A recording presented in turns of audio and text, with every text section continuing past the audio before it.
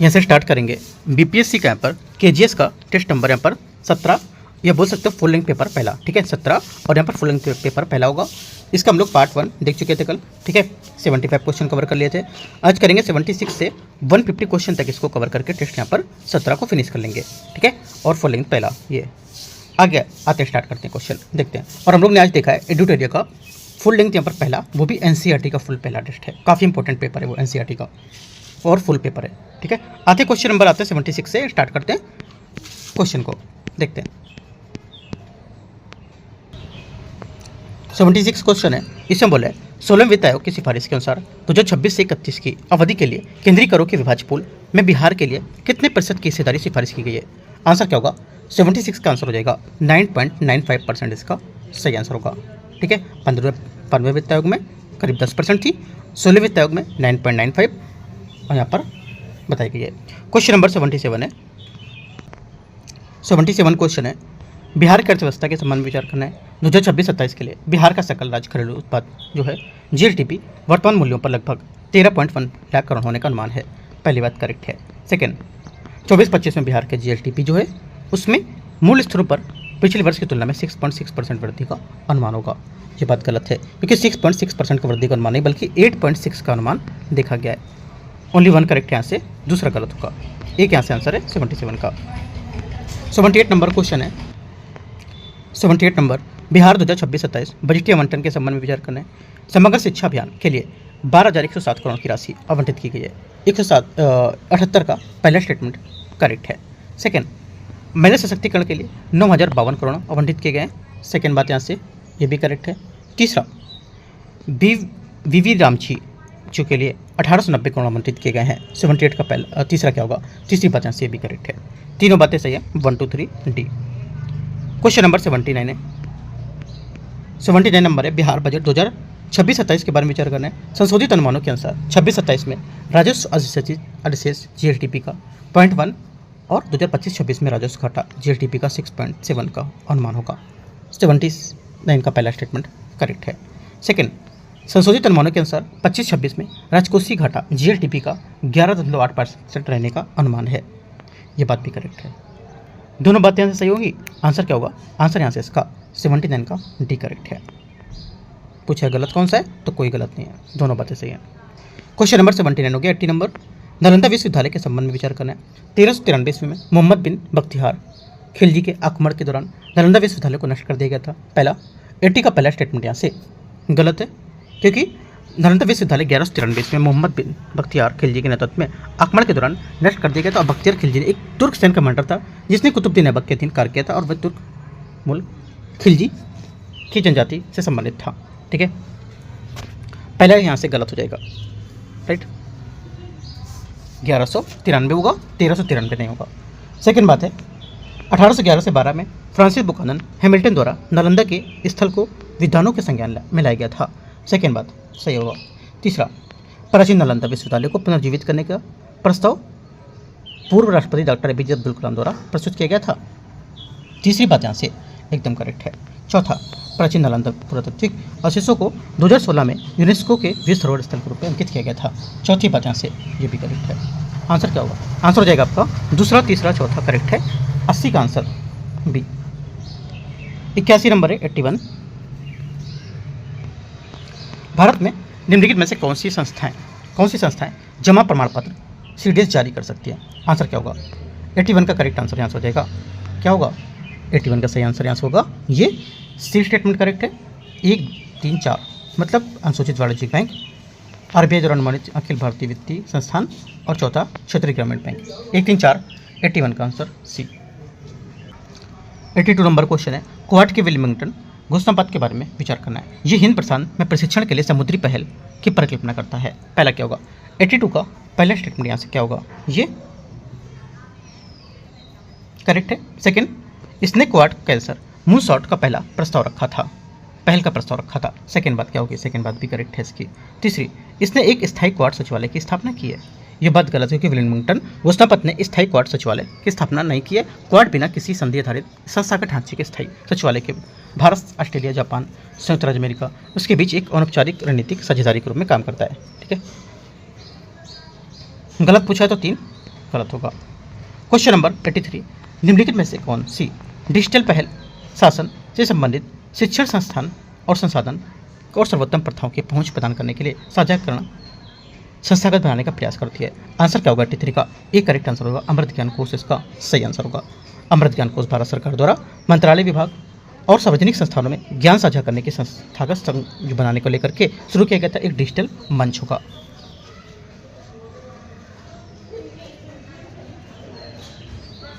Answer क्या होगा 83 का? ये यहाँ से करेक्ट आंसर होगा। क्वेश्चन नंबर 84, सरफेसी अधिनियम के तहत प्रतिभूत लेनदार और पूर्व न्यायिक मंजूरी के बिना प्रतिभूति हितों को लागू कर सकते हैं, तो क्या होगा 84 का पहला स्टेटमेंट क्या होगा? ये करेक्ट है। सेकंड, कारण और बोला है ये अधिनियम प्रतिभूत लेनदार को उचित प्रक्रिया के बाद धारा 13 के तहत प्रतिभूति संपत्तियों पर कब्जा करने और उन्हें बेचने की अनुमति देता है। सेकंड बात भी करेक्ट है, दोनों बातें करेक्ट हैं। 84 का आंसर क्या होगा? ये यहाँ से सही आंसर है। क्वेश्चन नंबर 85, 85, वैकल्पिक निवेश कोष AIF के बारे में विचार करना है। श्रेणी 1 जो है AIF उन क्षेत्रों में निवेश करते हैं जिन्हें सामाजिक या आर्थिक रूप से वांछनीय माना जाता है। 85 का पहला स्टेटमेंट यहाँ से क्या होगा? करेक्ट है। सेकंड, श्रेणी सेकंड के AIF को परिचालन आवश्यकताओं को छोड़कर लिवरेज का उपयोग करने से प्रतिबंधित किया गया है।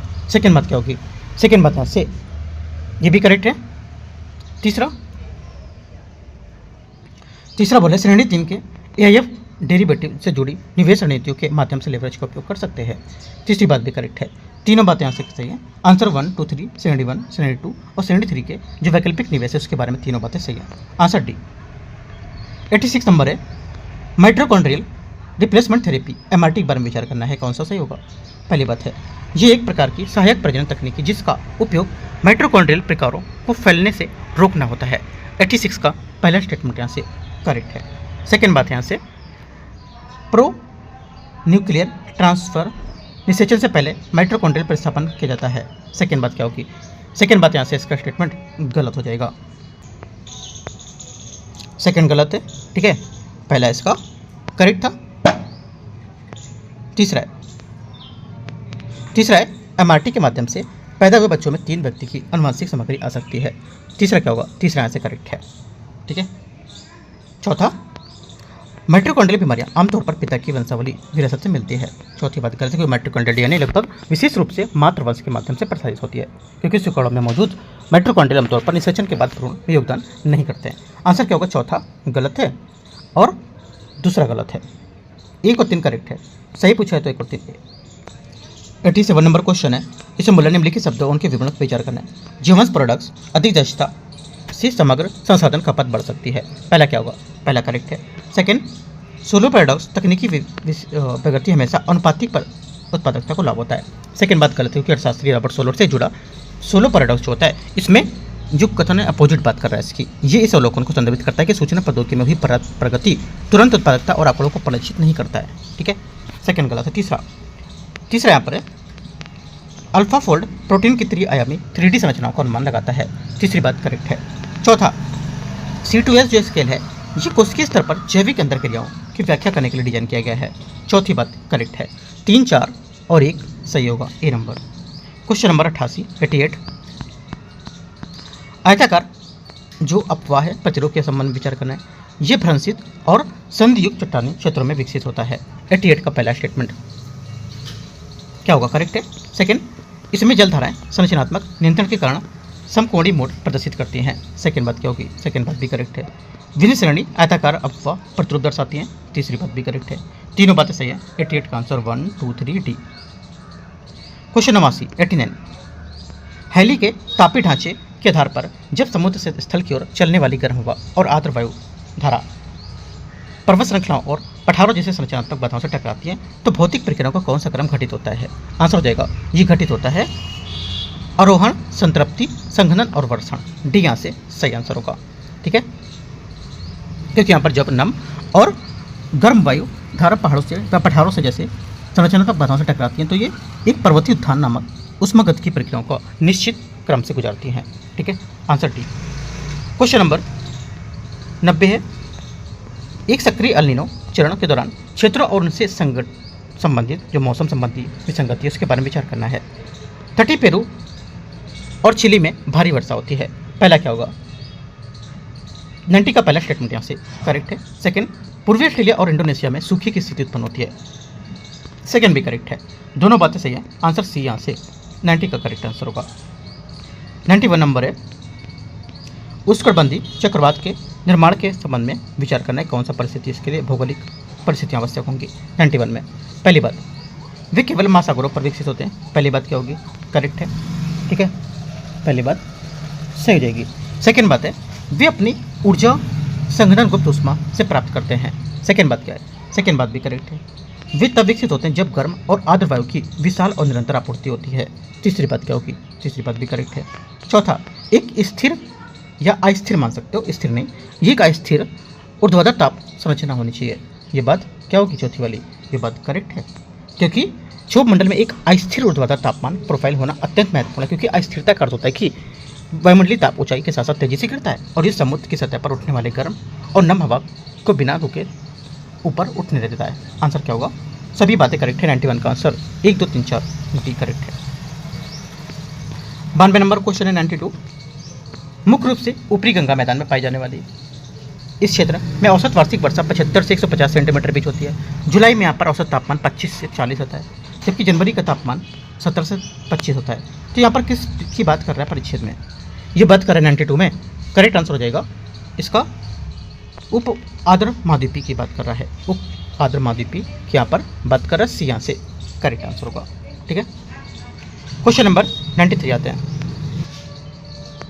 93 नंबर है, इसमें बोले निम्नलिखित में से कौन सा कथन भारत में चौड़ी पत्ती वाले वनों की यहाँ पर प्रकृति और सांख्यिकी प्रभुत्व का सही वर्णन करता है? आंसर 93 का हो जाएगा, ये करता है, ये उष्णकटिबंधीय और उपोष्णकटिबंधीय मानसूनी वन है, जो देश के वन का क्षेत्र का लगभग 94% हिस्सा होंगे। ये यहाँ से स्टेटमेंट इसका सही आंसर होगा, ठीक है। क्वेश्चन नंबर 94 है।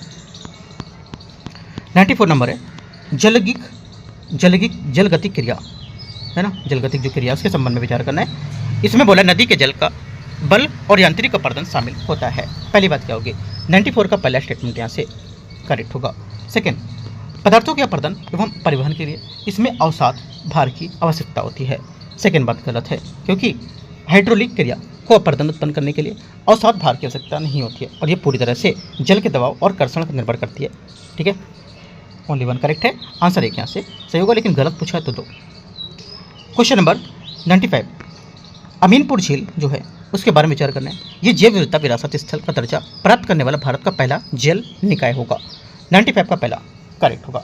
2016 में अमीनपुर झील भारत का पहला ऐसा जल निकाय था जिसे आधिकारिक तौर पर जैव विविधता अधिनियम 2002 की धारा 37 के तहत जैव विविधता विरासत स्थल घोषित किया गया था। सेकेंड है, ये तेलंगाना के पश्चिम भाग में स्थित है। सेकेंड बात यहाँ से करेक्ट है, दोनों बातें सही है, आंसर सी। 96 नंबर है, ज्वलंतमुख के संबंध में विचार करना है। ये पृथ्वी पर सबसे अधिक उत्पादक पारिस्थितिक तंत्रों में से एक बनाता है। 96 का पहला स्टेटमेंट करेक्ट है। सेकंड है, ये आमतौर पर नदियों के ऊपरी मार्ग पर स्थित होते हैं। सेकंड बात भी करेक्ट होगा, सेकंड बात सही होगा ना, गलत होगा, क्योंकि यहाँ पर ज्वलंतमुख विशेष रूप से नदियों के निचले मार्ग पर होते हैं, ऊपरी मार्ग पर नहीं बनते हैं। इन पर ज्वार भाटे का उतार चढ़ाव का प्रभाव बना रहता है। तीसरी बात करेक्ट है, 1 और 3 सही है, आंसर यहाँ से बी। 97 नंबर है, 97 नंबर है, लेब्राडोर बेसिन निम्नलिखित में से किसके बीच स्थित है? सोचो, सरल क्वेश्चन है, आंसर क्या होगा? ये किसके बीच स्थित है? करेक्ट आंसर हो जाएगा 97 का ग्रीनलैंड महाद्वीप, बंगाल तट और न्यूफाउंडलैंड महाद्वीपीय सीमा के बीच स्थित है। 97 का बी करेक्ट आंसर होगा। इसकी भौगोलिक स्थिति ये रणनीतिक रूप से उत्तर पूर्व में ग्रीनलैंड के महाद्वीपीय बंगाल तट और दक्षिण पश्चिम में लेब्राडोर प्रायद्वीप तथा न्यूफाउंडलैंड कनाडा के महाद्वीपीय उपांत के बीच स्थित होगा। इसका बेसिन निर्माण समुद्र तल के प्रसार की प्रक्रिया से हुआ था, और जब उत्तरी अमेरिका प्लेट ग्रीनलैंड से लाखों पहले यहाँ पर इसमें एक दूसरे से अलग होकर टूट गए थे तब। 97 पी। 98 नंबर है, जंतु समूहों और उनकी विशेषताओं के बारे में विचार करना है। प्लेटिपस अंडे देने वाला स्तनधारी। प्लेटिपस क्या होता है? अंडे देने वाला स्तनधारी, पहला बात करेक्ट है। सेकंड, उभयचर 3 कक्षीय हृदय होता है, सेकंड बात भी करेक्ट होगा, ठीक है। मेढक, टोड, सैलामेंडर इसमें आता है। तीसरा, मछलियाँ गर्म रक्त वाले जंतु, तीसरी बात क्या होगी? तीसरी बात यहाँ से गलत है, क्योंकि मछलियाँ ठंडे खून वाली होती हैं, गर्म नहीं होगी। पक्षी 4 कक्षीय हृदय, ये बात करेक्ट है। आंसर क्या होगा? 1, 2 और 4 सही है। 1, 2, 4 सही है, तो आंसर 3 बातें सही हैं। क्वेश्चन नंबर 99, निम्नलिखित में से किस पोषक पद्धति में जीव मृत एवं विघटित कार्बनिक पदार्थों से अपना भोजन प्राप्त करता है? आंसर 99 का करेक्ट क्या होगा? 99 का सही आंसर यहाँ हो जाएगा। सोचो क्या होगा? 99 का बी करेक्ट होगा, मृतजीवी पोषण इसका सही आंसर है। क्योंकि मृतजीवी पोषण जो होते हैं, इन पोषण से प्रणाली में जीव मृत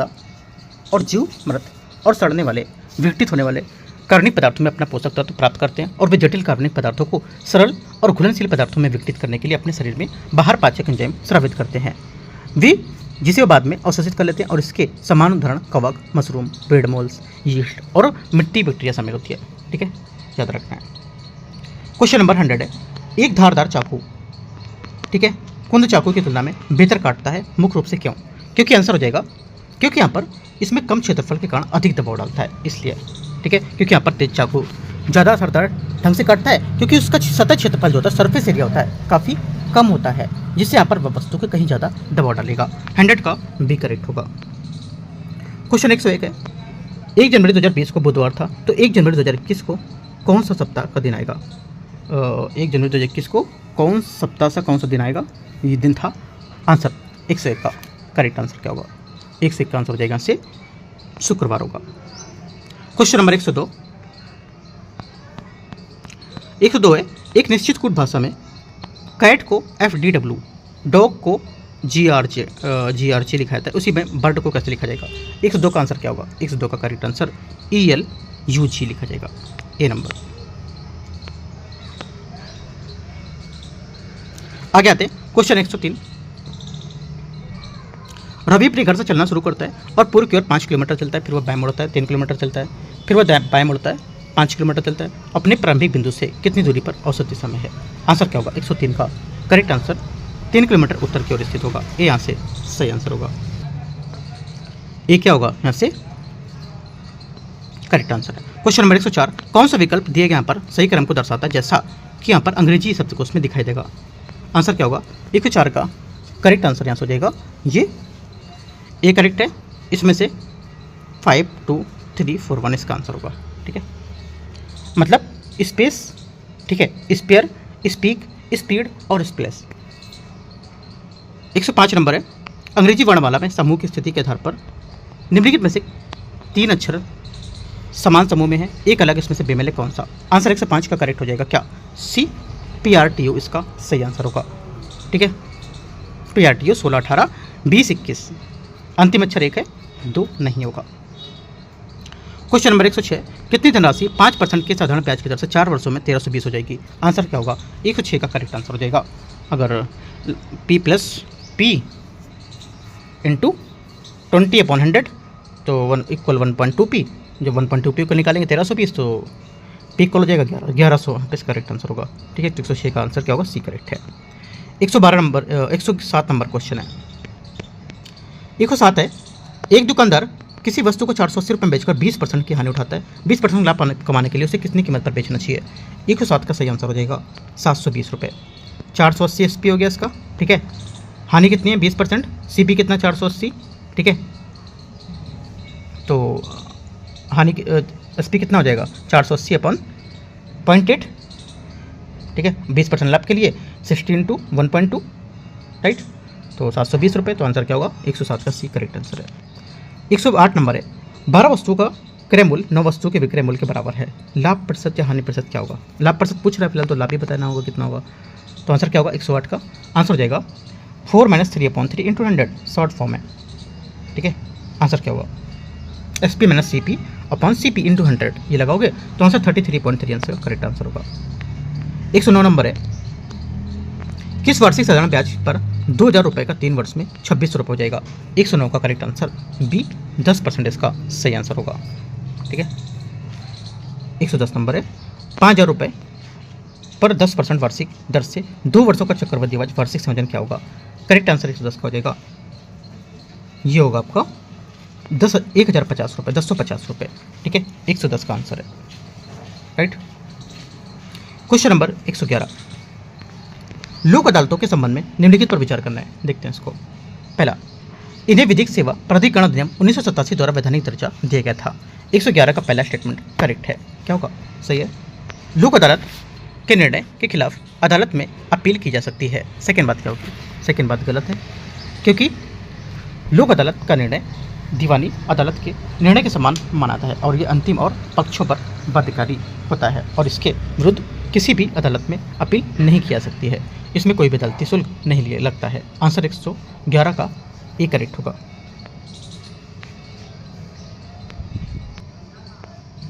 112 नंबर है, वस्तु एवं सेवा कर परिषद के बारे में विचार करना है, कौन सा सही होगा? इसकी स्थापना 101वें संविधान संशोधन अधिनियम के अनुच्छेद 279 ए के तहत की गई थी। पहला 112 का पहला स्टेटमेंट क्या होगा? 112 का पहला स्टेटमेंट करेक्ट है। सेकंड, केंद्रीय वित्त मंत्री पदेन अध्यक्ष होते हैं इसके। सेकंड बात क्या होगी? सेकंड भी सही है। तीसरा, निर्णय लेने के लिए भारित जो मत होते हैं उसके 2/3 बहुमत की आवश्यकता होती है।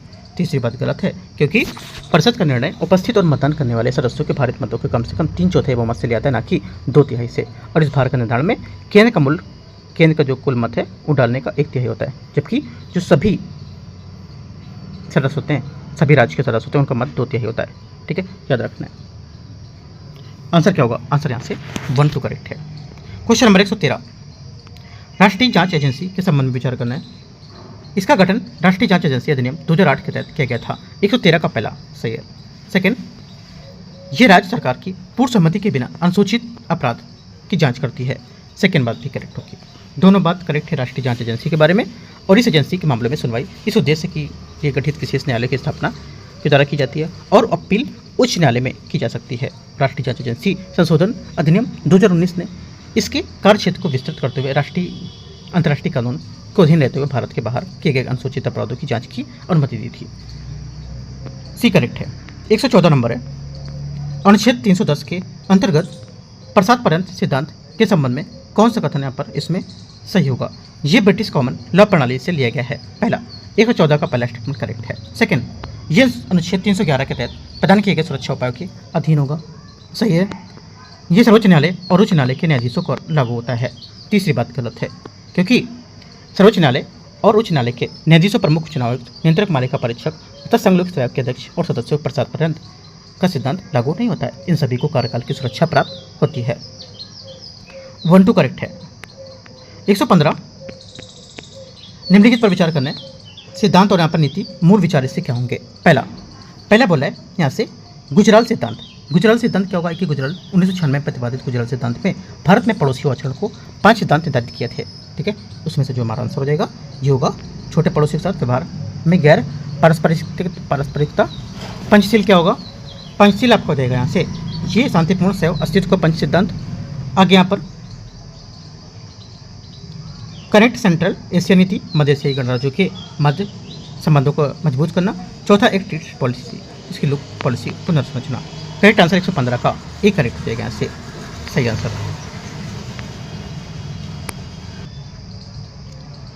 116 नंबर है, निम्नलिखित में से कौन 1818 में पूर्वी बंगाल में इस्लामी पुनरुत्थानवादी फराजी आंदोलन के संस्थापक थे, जिसका उद्देश्य गैर इस्लामी प्रथाओं को समाप्त करना था?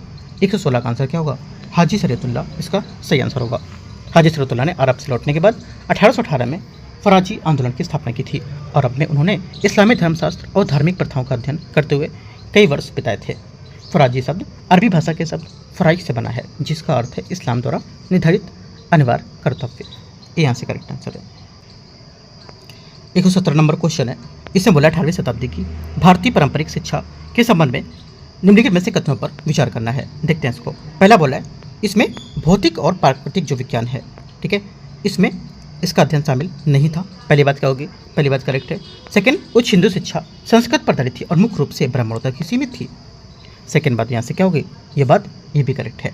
तीसरा, मुस्लिम प्रारंभिक शिक्षा का प्रबंधन सख्ती से राज्य द्वारा नियुक्त और न्यायिक अधिकारों द्वारा किया जाता था। तीसरी बात यहाँ से गलत, क्योंकि प्रारंभिक शिक्षा मुस्लिम शिक्षा आमतौर पर मकतबों के माध्यम से प्रदान की जाती थी, जो अक्सर मस्जिदों से जुड़े होते थे। ये स्थानीय समुदाय और धर्मार्थ संस्थाओं से संचालित होते थे। ठीक है, 1 2 करेक्ट है आंसर ए। क्वेश्चन 118 है, इसमें बोला बक्सर के युद्ध के संबंध में विचार करना है। बक्सर के युद्ध आरंभ होने से पहले ही मीर कासिम बंगाल का नवाब पद से हट चुका था। 118 का पहला स्टेटमेंट क्या होगा? 118 का पहला स्टेटमेंट यहाँ से करेक्ट है। सेकंड, बक्सर में 3 प्रमुख भारतीय सहयोगियों में से युद्ध के बाद केवल सुजाउद्दौला अपनी क्षेत्रीय स्थिति बनाए रखी थी, हालांकि ब्रिटिश प्रभाव के अधीन था। सेकेंड बात क्या होगी? सेकेंड बात ये भी करेक्ट है, दोनों बातें करेक्ट है। और मीर कासिम के मैदान में इसमें युद्ध के मैदान में भाग गया था और अपनी सारी संपत्ति खो दी थी और वर्षों बाद दिल्ली के पास गुमनामी तथा अत्यधिक गरीबी की उसकी मृत्यु हो गई थी। ठीक है, आगे आते क्वेश्चन 119 नंबर। अभिकथन है कारणार। अंग्रेजों ने आसानी से मद्रास में अपनी फैक्ट्री के चारों ओर फोर्ट सेंट जॉर्ज का निर्माण कर लिया था। 119 का पहला स्टेटमेंट यहाँ से क्या होगा? करेक्ट है। सेकेंड, आर दक्षिणी परिस्थिति अनुकूल थी क्योंकि अंग्रेजों को वहाँ किसी भी मजबूत भारतीय साम्राज्य का सामना नहीं करना पड़ा था। सेकेंड बात क्या होगी? सेकेंड बात यहाँ से ये भी करेक्ट हो जाएगा, दोनों से इसके बाद सही है। ठीक है, और उत्तरी और पश्चिमी भारत में शक्तिशाली मुगल साम्राज्य को यूरोपीय यहाँ पर जो व्यापारी थे उनकी व्यापारिक चौकियों को आसपास यहाँ पर सैन्य के लिए बंदी करने की सख्ती से रोक दी गई थी, और जैसा कि सूरत और हुगली के उसके शुरुआती संघर्ष में देखा गया था। क्वेश्चन नंबर 120 आते हैं। 120 नंबर है, इससे मूल है 1757 से पहले ईस्ट इंडिया कंपनी आमतौर पर भारत से निम्नलिखित में से कौन सी वस्तुएं प्राप्त करती थी? आंसर हो जाएगा 120 का करेक्ट आंसर ये प्राप्त करती थी। एक तो वस्त्र और मसाले इसका सही आंसर होगा। ठीक है, वस्त्र मसाले इसका करेक्ट आंसर हो जाएगा। यूरोपीय बाजारों में काली मिर्च, इलायची और अदरक जैसे अन्य मसालों की अत्यधिक मांग होती थी, और वस्त्र को लेकर के अपनी बेहतर गुणवत्ता, स्थायित्व और शिल्प कौशल के कारण यूरोप में भारतीय सूती वस्त्र और रेशमी वस्त्रों की अधिकतम मांग होती थी। क्वेश्चन नंबर 121 है, भारत की जैव पदों की पहल के संबंध में विचार करना है।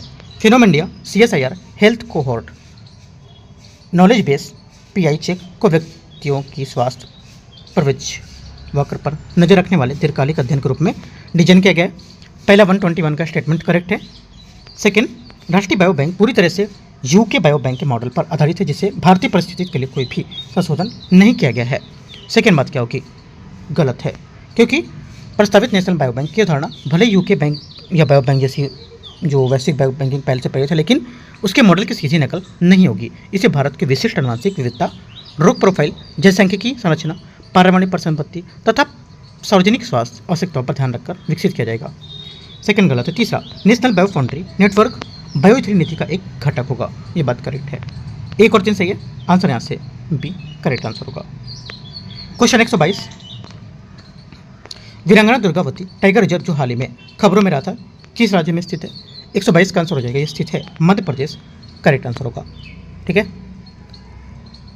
ये टाइगर रिजर्व मध्य प्रदेश के सागर, दमोह, नरसिंहपुर और रायसेन जिलों में स्थित नरदोही वन्यभ्यारण्य और दुर्गावती वन्यभ्यारण्य का मिलकर बनाया गया है। 123 नंबर है, आसियान के संबंध में विचार करना है। भारत शिखर स्तरीय जो भागीदार है उसको बनने को लेकर के आसियान का संवाद भागीदार बना है। पहला 123 का पहला स्टेटमेंट करेक्ट है। सेकंड है, 47वें आसियान शिखर सम्मेलन के दौरान तिमोर लेस्टे आसियान के 11वां सदस्य बना है। सेकेंड बात भी करेक्ट है। तीसरा, आसियान सचिवालय कुआलालंपुर में स्थित होगा। तीसरी बात क्या होगी? ये बात गलत है, क्योंकि आसियान सचिवालय जकार्ता इंडोनेशिया में स्थित है और संगठन के प्रशासनिक तथा समन्वय केंद्र के रूप में काम करता है। ये सदस्य देशों के बीच आसियान नीति और कार्यक्रमों के समझौतों के कार्यान्वयन सहायता सुनिश्चित करता है, और कुआलालंपुर सचिवालय का मुख्यालय नहीं होगा। ठीक है, ये गलत होगा। आंसर क्या होगा? 123 का सिर्फ एक करेक्ट है। अच्छा, 1 और 2 करेक्ट है ना, 1 और 2 सही, तो आंसर ये यहाँ से सही हो जाएगा। 124 नंबर है, निम्नलिखित में से कौन सा ऑफ बजट उधारी के सबसे उपयुक्त व्याख्या करता है? ऑफ बजट उधारी का तात्पर्य सरकार के स्वामित्व वाली संस्थाओं जैसे सार्वजनिक क्षेत्र के उपक्रम, PSU, विशेष प्रयोजनों के वाहन और अन्य सार्वजनिक एजेंसियों की सरकार की ओर से उसके खर्चों का वित्त पोषण करने के लिए जो लिए गए ऋण होते हैं उससे होता है। वहीं उनसे जुड़ी देनदारियाँ सीधे तौर पर केंद्र सरकार के बजट और राजकोषीय जो घाटे होता है उसकी गणना में परिलक्षित नहीं होती हैं। आंसर 124 का भी करेक्ट है। 125 नंबर है, क्षेत्रीय ग्रामीण बैंक RRB के बारे में विचार करना है। इसकी स्थापना नरसिम्हा समूह की सिफारिश पर की गई थी। 125 का पहला स्टेटमेंट यहाँ से करेक्ट है। सेकंड, इनका स्वामित्व संयुक्त रूप से केंद्र सरकार, राज्य सरकार और प्रायोजिक वाणिज्य बैंक के पास होता है। सेकंड बात सही है। तीसरा, इन्हें बैंकिंग विनिमय अधिनियम 1949 के तहत नाबार्ड द्वारा विनियमित किया गया था। तीसरी बात गलत होगी, क्योंकि आरआरबी को बैंकिंग विनियमन अधिनियम 1949 के क्षेत्रीय ग्रामीण बैंक अधिनियम 1976 के तहत भारतीय रिजर्व बैंक द्वारा विनियमित किया जाता है और नाबार्ड पर्यवेक्षक विकास निरीक्षण और पुनर्वित्त सहायता के लिए प्रमुख संस्थान के रूप में काम करता है, लेकिन ये बैंकिंग विनियमन अधिनियम के तहत एक वैधानिक विनियामक नहीं होगा। चौथी बात है, इन्हें समायोजित निवल बैंक ऋण का 75% प्राथमिकता क्षेत्र ऋण को आवंटित करना आवश्यक होता है। चौथी बात करेक्ट है। 1, 2, 4 सही है, आंसर यहाँ से बी। 126 नंबर है, भारत की भू राजनीतिक सीमाओं और समुद्री यहाँ पर जो पड़ोसी हैं उसके संबंध में विचार करना है। भारतीय संघ की सबसे दक्षिणी सीमा 6 डिग्री 45 मिनट उत्तरी अक्षांश तक विस्तृत होगी। 126 का पहला क्या होगा? 126 का पहला स्टेटमेंट यहाँ से करेक्ट होगा। सेकेंड, द्वीपीय अक्षांश यहाँ पर मालद्वीपी जो है इसमें भारतीय मुख्य भूमि से पाक जलडमर द्वारा पृथक होता है। सेकेंड बात क्या होगी? सेकेंड बात यहाँ से गलत होगा, क्योंकि यहाँ पर मालदीव भारतीय मुख्य भूमि से पाक जलडमर द्वारा पृथक नहीं होता है और पाक जलडमर भारतीय मुख्य भूमि तमिलनाडु तट से श्रीलंका से पृथक करता है और मालदीव लक्षद्वीप समूह और दक्षिण में स्थित है और ये लक्षद्वीप के सबसे दक्षिणी द्वीप में निकाय के 8 डिग्री चैनल से पृथक होगा। सिर्फ पहली बात करेक्ट है इसकी, गलत पूछा तो बी। ठीक है। 127 नंबर है, लघु हिमालय के संबंध में विचार करना है। पीर पंजाल लघु हिमालय सबसे लंबी पर्वत श्रृंखला होगी। 127 का पहला सही है। ये शिवालिक श्रेणी के दक्षिण में स्थित है। सेकंड गलत है, क्योंकि भौगोलिक दृष्टि से हिमालय की सबसे बाहरी दक्षिणी शिवालिक श्रेणी है और लघु हिमालय शिवालिक श्रेणी के उत्तर और हिमालय के दक्षिण में स्थित है, इसलिए लघु हिमालय शिवालिक के उत्तर श्रेणी में स्थित है, न कि दक्षिण में। ये कश्मीर घाटी को बाह्य हिमालय से पृथक करता है। ये बात करेक्ट है। 1 और 3 सही है। सही आंसर 27 का सी। साल्टोरो रीच निम्नलिखित में से किस पर्वत श्रृंखला का हिस्सा होगा? आंसर क्या होगा? 128 का एक काराकोरम श्रेणी इसका सही आंसर होगा। ठीक है, याद रखना है।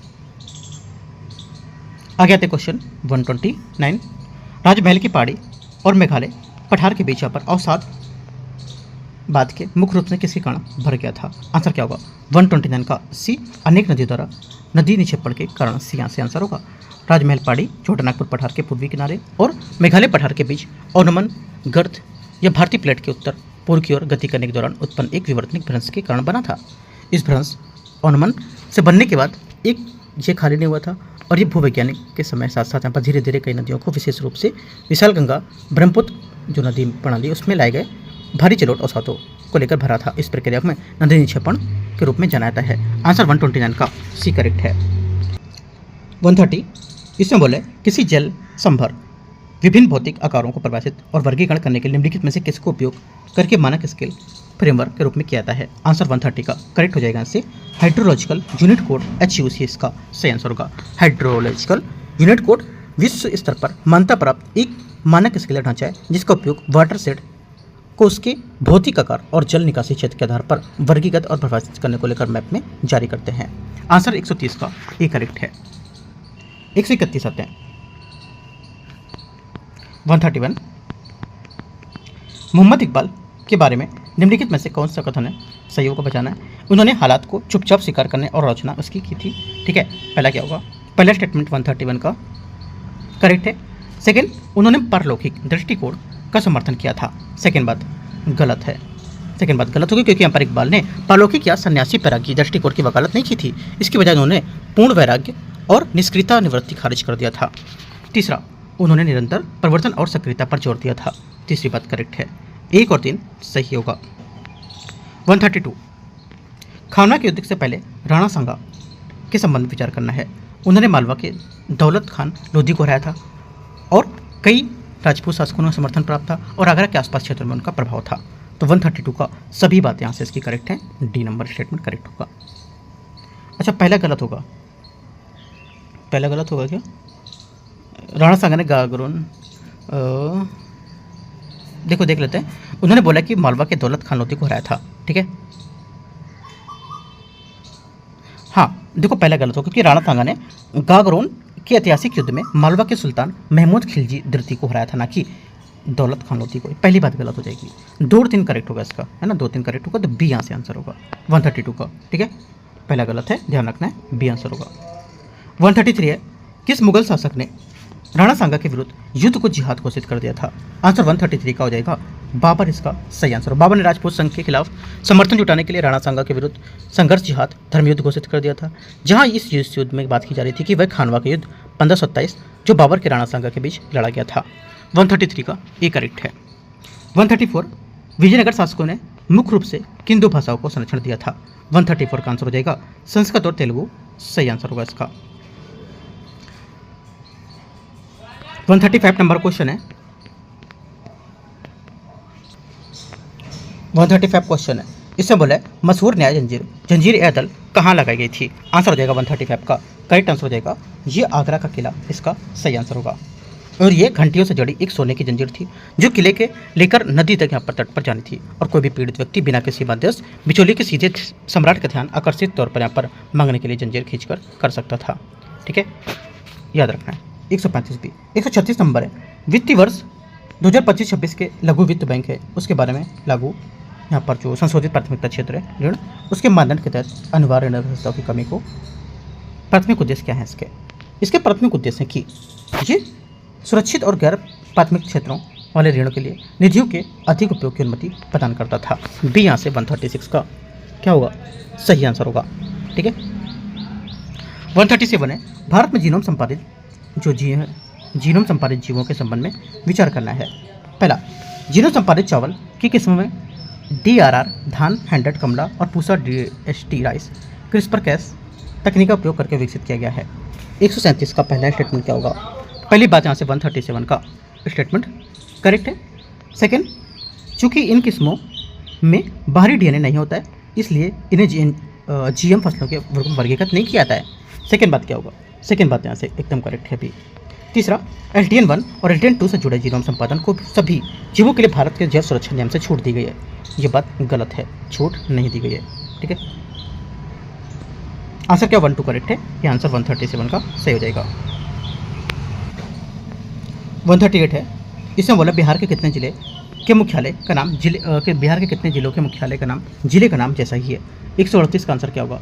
138 138 का आंसर जो जाएगा बी करेक्ट है 30। ठीक है, 139 नंबर है। प्रसिद्ध यहाँ पर व्यक्तियों को उनकी उपाधि और यहाँ पर लोकप्रिय नाम के हिसाब से यहाँ पर विचार करना है। डॉक्टर राजेंद्र प्रसाद 139 इसमें हो जाएगा देश रत्न करेक्ट है। वैद्यनाथ मित्र क्या होगा? ये बात यहाँ से गलत क्योंकि वैद्यनाथ मित्र जिन्हें लोकप्रिय रूप से उनके साहित्यिक उपनाम नागार्जुन के रूप में जानते थे। ठीक है, ये बात गलत हो जाएगी। तीसरा यहाँ से है, पहला सही है दूसरा गलत है। तीसरा, अनुग्रह नारायण सिन्हा ये भी गलत होगा क्योंकि यहाँ पर जिन्हें लोकप्रिय रूप से बिहार विभूति के नाम से जानते थे, गलत होगा। जयप्रकाश नारायण लोकनायक ये बात करेक्ट है। 1 और 4 सही है। आंसर 139 का क्या होगा? 139 का 2 बातें करेक्ट हैं। 140 नंबर क्वेश्चन है। 25 यहाँ पर केल्विन से अधिक क्वथनांक वाले अंतर वाले दो मिस्त्री ध्रुवों को सबसे अच्छी तरह से किसके द्वारा पृथक किया जाता है? आंसर हो जाएगा 140 का करेक्ट आंसर। ये पृथक किया जाता है साधारण आसमान के कारण। ठीक है, बी क्या होगा? 140 का करेक्ट आंसर होगा। 141 है, मेटल ऑर्गेनिक फ्रेमवर्क किस अनुप्रयोग के लिए सबसे उपयोगी होता है? 141 का आंसर हो जाएगा क्या? करेक्ट आंसर यहाँ से ये गैसों के भंडारण और कार्बन डाइऑक्साइड के कैप्चर करने में होगा, ये सबसे उपयोगी होगा। 142 निसार उपग्रह के संबंध में विचार करना है। निसार 2 माइक्रोवेव एल बैंड और एस में संचालित होने वाले रडार ले जाता है।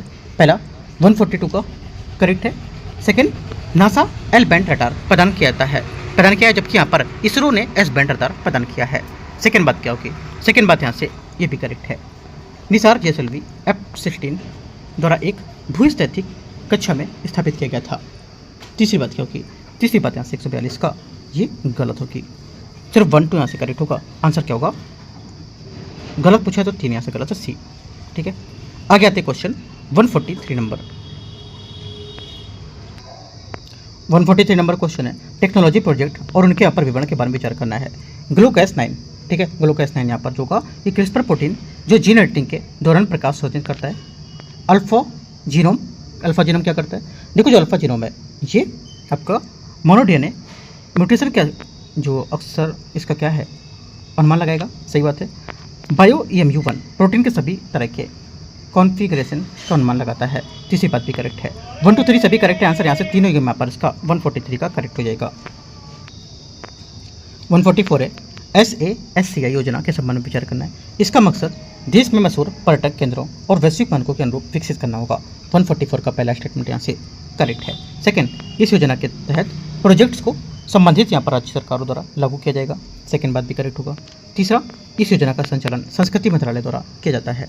तीसरी बात गलत है, क्योंकि SASCI स्कीम का संचालन वित्त मंत्रालय खासकर व्यय विभाग करता है और उसके मशहूर पर्यटक केंद्रों के लिए खास प्रस्तावों का मूल्यांकन, मंजूरी और प्रचार पर्यटन मंत्रालय करता है, ना कि संस्कृति मंत्रालय।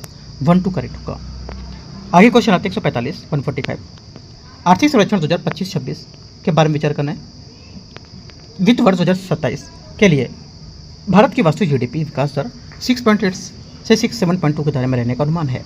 145 का पहला करेक्ट है। सेकंड, वित्तीय वर्ष 26 की दूसरी तिमाही में वास्तविक विनिर्माण सकल मूल्य वर्धित जीवीए वृद्धि 9.13 तक पहुंच गई है। सेकंड बात क्या होगा? 145 का सेकंड स्टेटमेंट भी करेक्ट होगा। तीसरा, वित्त वर्ष 26 के लिए केंद्र सरकार का राजकोषीय घाटा GDP के 4.4% कम रहने का अनुमान होगा। तीसरी बात ये भी करेक्ट होगा। 145 का डी सभी बस से है। 146 नंबर है, समुत्पाद वक्र की संरचनात्मक जो विशेषताएं उसके बारे में विचार करना है। वित्त, श्रम और पूंजी इनपुट के सभी उन संभावित कॉम्बिनेशन को दिखाता है जिसमें कुल आउटपुट एक जैसा लेवल मिलता है। पहला 146 का स्टेटमेंट यहाँ से करेक्ट होगा। सेकंड, समुत्पाद वक्र सर्वत्र ऊपर की ओर झुका होता है। ये बात गलत है कि समुत्पाद वक्र सार्वभौमिक रूप से बाएं से दाएं के नीचे की ओर ढलान वाले नकारात्मक ढलान में होता है, ना कि ऊपर की ओर होता है। ठीक है, ये संरचनात्मक गुण इसलिए मौजूद होता है क्योंकि आगतों को प्रतिस्थापनीय मानाता है। आंसर क्या होगा? ओनली 1 करेक्ट है। क्वेश्चन नंबर 147 है, औपनिवेशिक काल के दौरान भारत की राष्ट्रीय और प्रति व्यक्ति आय का अनुमान लगाने का प्रयास निम्नलिखित में से किन व्यक्तियों ने किया था? आंसर 147 का आंसर हो जाएगा।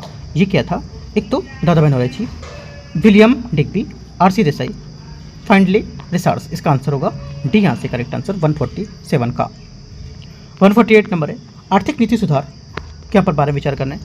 बैलेंस ऑफ पेमेंट POP की जो कंपनी है कमी है उसको ठीक करना। ठीक है, पहला 148 का स्टेटमेंट यहाँ से गलत होगा क्योंकि यहाँ पर भुगतान संतुलन में उत्पन्न यहाँ पर कमजोरियों को दूर करना एक अल्पकालिक उद्देश्य होता है, जिससे संरचनात्मक सुधारों के बजाय स्थिरीकरण उपाय के अंतर्गत वर्गीकृत किया जाता है। इसका उद्देश्य पर्याप्त विदेशी मुद्रा भंडार बनाए रखना और तत्कालिक व्यापार स्थिति को बहाल करना है। पहला गलत है। सेकंड, दीर्घकालिक आर्थिक दक्षता और अंतर्राष्ट्रीय प्रतिस्पर्धा को बढ़ावा देना होगा। ये बात करेक्ट है। तीसरा, घरेलू अर्थव्यवस्था के विभिन्न क्षेत्रों में संरचनात्मक कठोरता को दूर करना होगा। ये बात भी करेक्ट है। चौथा, घरेलू कीमत में हो रही बढ़ोतरी और महंगाई को कड़े नियंत्रण में रखना।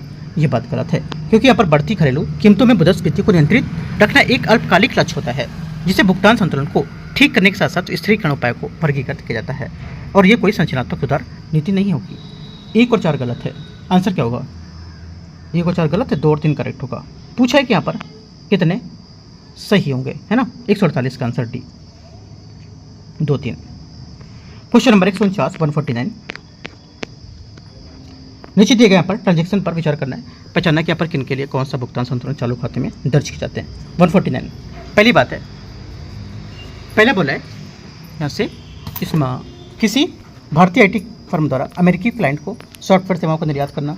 149 चालू खाते में दर्ज किया जाता है। ठीक है, करेक्ट है। अगला, किसी भारतीय निवासी द्वारा ब्रिटिश कंपनी को शेयर खरीदना।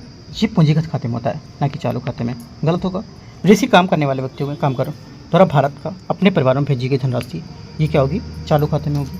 ठीक है, आगे, ये भारतीय कंपनी द्वारा विदेशी ऋणदाता को ECB का भुगतान, ये आपका किस में आएगी? पूंजीगत खाते में। 1 और 3 करेक्ट है, आंसर बी। 150 नंबर क्वेश्चन है, भारत में मनी मार्केट इंस्ट्रूमेंट के बारे में विचार करना है। भारत में रजिस्टर्ड कोई भी कंपनी अपनी नेटवर्थ की परवाह किए बिना वाणिज्यिक पत्र जारी कर सकती है। पहला क्या होगा? गलत होगा। हाँ, क्योंकि ये कहना सही नहीं, क्योंकि यहाँ पर वाणिज्यिक पत्र, कमर्शियल पेपर जारी करने की अनुमति किसी भी कंपनी को उसकी निवल संपत्ति की परवाह किए बिना कर सकती है, तो गलत होगा। सेकंड, वाणिज्यिक बैंकों द्वारा जारी एक सर्टिफिकेट ऑफ डिपॉजिट की अधिकतम परिपक्वता अवधि 1 साल होती है, जबकि यहाँ पर योग वित्तीय संस्थानों द्वारा जारी किए गए सर्टिफिकेट की परिपक्वता अवधि 3 साल हो सकती है। ये बात करेक्ट है। तीसरा, कॉल मनी मार्केट में अनुसूचित वाणिज्यिक बैंक और गैर बैंकिंग कंपनी दोनों ही रेगुलर पार्टिसिपेट तौर पर शामिल हो सकती है। तीसरी बात क्या होगी? तीसरी बात स्टेटमेंट यहाँ से गलत होगी, है ना? तीसरी बात गलत है। चौथा, ट्रेजरी बिल केंद्र सरकार और की ओर से यहाँ पर भारतीय रिजर्व बैंक द्वारा जारी किए गए वाले जीरो कूपन इंस्ट्रूमेंट होते हैं। चौथी बात करेक्ट है। तीसरी बात यहाँ से गलत इसलिए थी क्योंकि यहाँ पर कॉल और नोटिस मनी बाजार केवल बैंकों और जो प्राथमिक डीलर है उस तक ही सीमित होते हैं, जो इसमें उधारकर्ताओं और ऋणदाताओं दोनों को भाग ले सकते हैं। ठीक है, आंसर क्या होगा? 2 और 4 सही है। सही कितने? 2। बी बात करेक्ट है। तो इस टाइप से हम लोग ने यहाँ पर 17 नंबर पेपर केजीएस का फिनिश कर लिया। ठीक है, और हम लोग ने सुबह किया हुआ है कौन सा पेपर? सुबह हम लोगों ने यहाँ पर किया हुआ है एडुटेरिया का जो एनसीईआरटी फुल टेस्ट है उसको भी कवर किया है, वो भी आप देख सकते हो, काफ़ी इंपॉर्टेंट यहाँ पर टेस्ट होगा वो। ठीक है, एंड करते हैं से कोई डाउट रहेगा नीचे कमेंट में पूछ सकते हो, और टेलीग्राम जरूर ज्वाइन करना है, कुछ यहाँ पर अपडेट रहेगा मैं आपको देता रहूँगा। यूपीएससी नॉलेज टेक अपना चैनल है टेलीग्राम पर भी। ठीक है, एंड करते हैं। All the best, thank you.